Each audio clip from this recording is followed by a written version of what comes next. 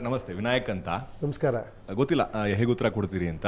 ನನಗೆ ಅಪ್ರಸ್ತುತ ಅನ್ಸುತ್ತೆ ಸರ್ ಇತ್ತೀಚೆಗೆ. ಯಾಕೋ ಅಧಿಕಾರ ಮತ್ತು ಹಣದ ಆಸೆಗೆ ಜನ ಕೊಟ್ಟಂಥ ಮತಭಿಕ್ಷೆಯನ್ನು ಮಾರ್ಕೊಂಡು ಪಕ್ಷಾಂತರ ಮಾಡ್ಕೊಂಡು ಹೋಗ್ತಾರೆ, ಜನಕ್ಕೆ ದ್ರೋಹ ಮಾಡ್ತಾರೆ.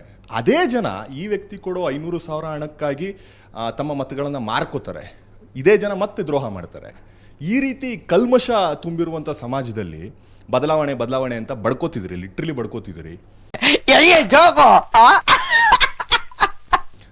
ನೀವು ಚುನಾವಣೆಗೆ ಸ್ಪರ್ಧೆ ಕೂಡ ಮಾಡೋದಿಲ್ಲ ಅಂತಿದ್ದೀರಿ. ನೀವು ಸೂಚಿಸುವಂತ ವ್ಯಕ್ತಿಯನ್ನು ನಾವು ಹೇಗೆ ನಂಬೋದು, ಯಾವ ಆಧಾರದ ಮೇಲೆ ನಂಬೋದು ಅಂತ. ಒಂದು ನಿಮಿಷ, ನೀವು ಯಾವ ಪಕ್ಷದವರು ಫಸ್ಟ್ ಹೇಳಿ. ಕಾಂಗ್ರೆಸ್. ಭಾಗ್ಯದ ಲಕ್ಷ್ಮೀ ಬಾರಮ್ಮ, ನಮ್ಮಮ್ಮ ಭಾಗ್ಯದ ಲಕ್ಷ್ಮೀ ಬಾರಮ್ಮ. ನೀವು ಏನಕ್ಕೆ ಇಲ್ಲಿದ್ದೀರಾ ಫಸ್ಟ್ ಆಫ್ ಆಲ್? ನನ್ನ ಈಗಾಗಲೇ ಹೇಳಿದ್ರಲ್ಲ. ಒಂದು ನಿಮಿಷ, ನೀವು ನಿಮ್ಮ ಕೈ ಏನು ಹೇಳುತ್ತೆ? ನಿಮ್ದೊಂದು ಪಕ್ಷ, ನೀವು ಜನನ ಉದ್ಧಾರ ಮಾಡಕ್ಕೆ ಬಂದಿದ್ದೀರಾ ಇಲ್ಲಿ, ಕರೆಕ್ಟ್ ತಾನೆ? ಜನನ್ನೇ ಬೈತಾ ಇದ್ದೀರಾ ನೀವು, ಜನನೇ ಸರಿ ಇಲ್ಲ ಅಂತ. ಇನ್ನೇನು ಉದ್ಧಾರ ಮಾಡ್ತೀರಾ ನೀವು? ನಾನು ಜನ ಅಲ್ವಾ ಸರ್? ನನ್ನನ್ನು ನಾನು ಬೈಕೋತಿದ್ದೀನಿ. ನೀವು ಸರಿ ಮಾಡ್ಕೊಳ್ಳಿ ಅಷ್ಟೇ, ನನ್ನ ನೀವು ಕ್ವಶನ್ ಕೇಳಬಾರ್ದು.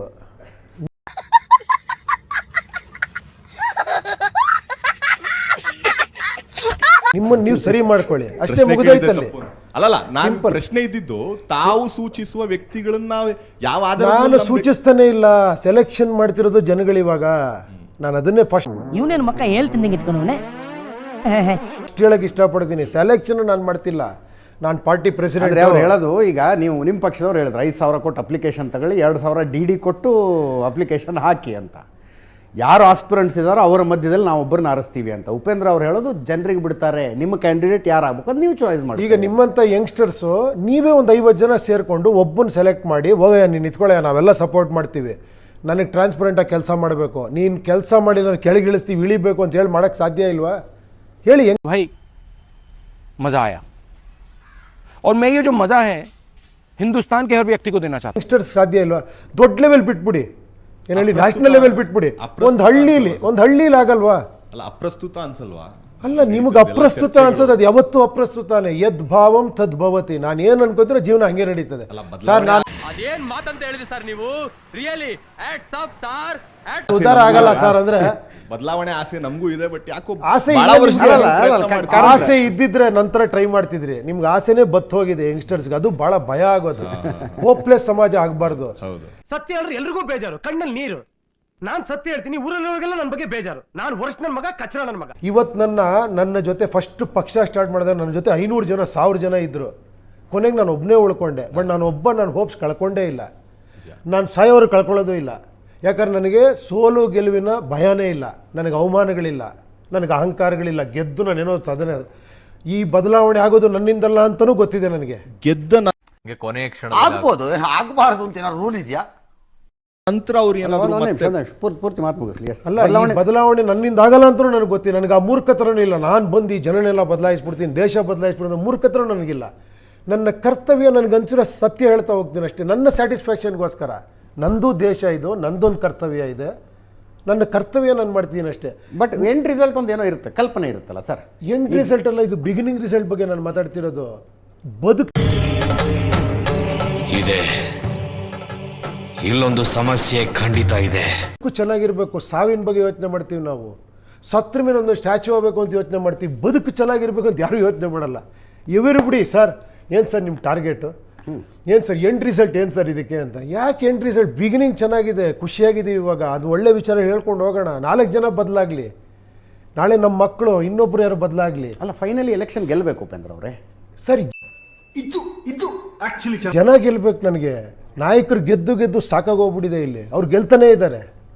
ಜನ ಯಾವಾಗ ಸರ್ ಗೆಲ್ಲೋದು? ಮತದಾರರು ಗೆಲ್ಲಬೇಕು ಇಲ್ಲಿ. ಮತದಾರರು ಗೆಲ್ಲೋದು ಅಂದರೆ ಅವರ ಆಯ್ಕೆಯ ಪ್ರತಿನಿಧಿ ವಿಧಾನಸೌಧಕ್ಕೆ ಬರಬೇಕು. ಅಲ್ಲ, ಕರೆಕ್ಟು. ಅವ್ರು ನೀನು ಹೋಗಯ್ಯ ಅನ್ಬೇಕು, ನೀನು ಸರಿ ಇಲ್ಲ ಅಂದರೆ ಕೆಳಗಿಳಿಯ ಅನ್ಬೇಕು, ರೈಟ್ ಟು ರಿಜೆಕ್ಟ್ ಬರಬೇಕು ಅಲ್ವಾ, ರೈಟ್ ಟು ರೀಕಾಲ್ ಬರಬೇಕು, ಕಾನ್ಸ್ಟಿಟ್ಯೂಷನಲ್ಲಿ ಆ ಬದಲಾವಣೆಗಳಾಗಬೇಕು. ಅದಾಗಬೇಕು ಅಂದರೆ SOP ಇರಬೇಕು ಪ್ರತಿನಿಧಿಗೆ. ಕರೆಕ್ಟ್. ನನ್ನ ಎಲೆಕ್ಟ್ ಮಾಡ್ಬಿಟ್ಟು ನನಗೊಂದು ಮಾರ್ಗಸೂಚಿನೇ ಇಲ್ಲ ಅಂದರೆ ನಾನು ಹೆಂಗೆ ಬೇಕಾದ್ರೆ ಕೆಲಸ ಮಾಡ್ತೀನಿ. ನಾನು ನೀವು ಹೆಂಗೆ ವಾಪಸ್ ಕರಿತೀರಾ? ನಾವಿಲ್ಲಿ ಸ್ಟ್ಯಾಂಡರ್ಡ್ ಆಪರೇಟಿಂಗ್ ಪ್ರೊಸೀಜರ್ ಅಂತ ಮಾಡಿದ್ದೀವಿ. ಇದೇ ಥರ ಕೆಲಸ ಮಾಡಬೇಕು. ನೀನು ಮಾಡಿಲ್ಲ ಅಂದರೆ ನಿನ್ನ ರೈಟ್ ಟು ರೀಕಾಲ್ ಮಾಡೋ ಇದು ಕೊಡಬೇಕು.